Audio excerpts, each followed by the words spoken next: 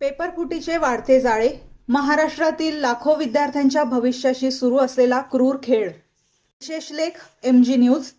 अभ्यास करा, मेहनत करा आणि यश मिळवा हे वाक्य प्रत्येक विद्यार्थ्याला लहानपणापासूनच सांगितले जाते. मात्र आजच्या परिस्थितीत लाखो विद्यार्थ्यांच्या मनात एक वेगळाच प्रश्न निर्माण झाला आहे. खरोखरच मेहनतीला न्याय मिळतो आहे का? महाराष्ट्रासह देशभरात विविध परीक्षा, प्रवेश प्रक्रिया आणि भरती परीक्षांमध्ये वारंवार समोर येणाऱ्या पेपरफुटीच्या घटनांनी संपूर्ण शिक्षण व्यवस्थेवर गंभीर प्रश्नचिन्ह निर्माण केले आहे. प्रत्येक वेळी एखादी परीक्षा पार पडते, निकाल लागतो, काही विद्यार्थी यशस्वी होतात आणि काही अपयशी ठरतात. नंतर अचानक पेपरफुटी, गैरव्यवहार, दलालांचे रॅकेट किंवा प्रश्नपत्रिका आधीच उपलब्ध झाल्याच्या बातम्या समोर येतात आणि लाखो विद्यार्थ्यांच्या मेहनतीवर पाणी फिरते. पेपरफुटी हा केवळ गुन्हा नाही, तर विद्यार्थ्यांच्या स्वप्नांची हत्या आहे. एका विद्यार्थ्याच्या यशामागे त्याचे अनेक वर्षांचे कष्ट असतात. काही विद्यार्थी आर्थिक अडचणींवर मात करून अभ्यास करतात, काही जण गावाकडून शहरात येऊन शिक्षण घेतात. अनेक पालक कर्ज काढून मुलांच्या शिक्षणाचा खर्च भागवतात. मात्र काही लोक पैशाच्या लालसेपोटी प्रश्नपत्रिका विकतात, परीक्षा व्यवस्थेचा गैरफायदा घेतात आणि प्रामाणिक विद्यार्थ्यांच्या भविष्याशी खेळ करतात. हे केवळ कायद्याचे उल्लंघन नाही, तर लाखो स्वप्नांचा खून करण्यासारखे आहे. दलालांचे वाढते जाळे. पेपरफुटीच्या अनेक प्रकरणांमध्ये दलाल, एजंट, काही भ्रष्ट कर्मचारी आणि संघटित रॅकेट कार्यरत असल्याचे आरोप सातत्याने समोर येत आहेत. परीक्षा सुरू होण्यापूर्वीच प्रश्नपत्रिका उपलब्ध करून देणे, उमेदवारांकडून लाखो रुपये उकळणे आणि निकालावर प्रभाव टाकण्याचा प्रयत्न करणे या बाबी अत्यंत चिंताजनक आहेत. जर प्रश्नपत्रिका सुरक्षित ठेवण्याची जबाबदारी असलेल्या यंत्रणांमधूनच माहिती बाहेर जात असेल, तर विद्यार्थ्यांनी विश्वास ठेवायचा तरी कोणावर? शासन आणि शिक्षण विभागाचे अपयश. प्रत्येक पेपरफुटीनंतर चौकशी समित्या नेमल्या जातात, गुन्हे दाखल होतात, काही अटकाही होतात.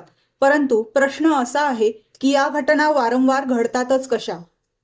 जर सुरक्षा व्यवस्था सक्षम असेल, प्रश्नपत्रिका वितरण प्रक्रिया पारदर्शक असेल आणि जबाबदार अधिकाऱ्यांवर कठोर कारवाई होत असेल, तर पेपरफुटीची प्रकरणे पुन्हा पुन्हा समोर का येतात? यामुळे शासन, शिक्षण विभाग आणि परीक्षा घेणाऱ्या संस्थांच्या कार्यक्षमतेवर गंभीर प्रश्न उपस्थित होत आहेत. सर्वात मोठा फटका गुणवंत विद्यार्थ्यांना. पेपरफुटीमुळे सर्वात जास्त नुकसान कोणाचे होते? ना दलालांचे, ना भ्रष्ट अधिकाऱ्यांचे. सर्वात मोठा फटका बसतो तो प्रामाणिक आणि मेहनती विद्यार्थ्यांना. महिनोन्महिने, कधी कधी वर्षानुवर्षे तयारी करणाऱ्या विद्यार्थ्यांना त्यांच्या कष्टाचे फळ मिळेल याची खात्री राहत नाही. काही विद्यार्थ्यांचा व्यवस्थेवरील विश्वास उडतो. काही नैराश्यात जातात, काहींची कारकीर्दच धोक्यात येते. पालकांचा वाढता संताप. आज अनेक पालक आपल्या मुलांच्या शिक्षणासाठी आयुष्यभराची कमाई खर्च करत आहेत.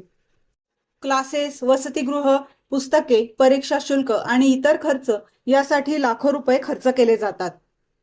परंतु शेवटी जर पैशांच्या बळावर किंवा गैरमार्गाने काही जण यश मिळवत असतील, तर प्रामाणिक मार्गाने चालणाऱ्या कुटुंबाच्या मनात संताप निर्माण होणे स्वाभाविक आहे.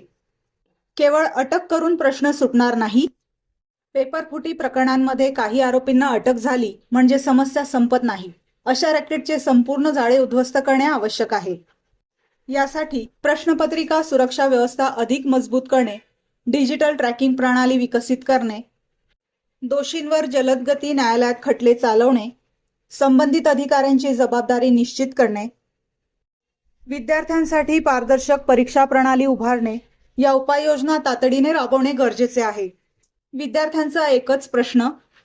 आज महाराष्ट्रातील लाखो विद्यार्थी आणि पालक शासनाला एकच प्रश्न विचारत आहेत. आम्ही अभ्यास करायचा की व्यवस्थेतील भ्रष्टाचाराशी लढायचे? आम्ही स्वप्न पाहायची की ती तुटताना पाहायची? आमच्या मेहनतीला न्याय मिळणार की नाही?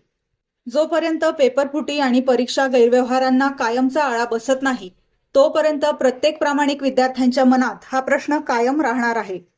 कारण पेपरफुटी ही केवळ प्रश्नपत्रिकेची चोरी नसते, ती लाखो विद्यार्थ्यांच्या भविष्याची चोरी असते.